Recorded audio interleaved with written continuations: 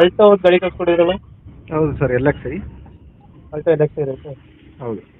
ಮಾಡಲ್ ಎಷ್ಟು ಬೈ ಗಾಡಿ ಇದು? ಅದು 2011 sir, 2011 second owner, insurance fresh, ಹಾಂ.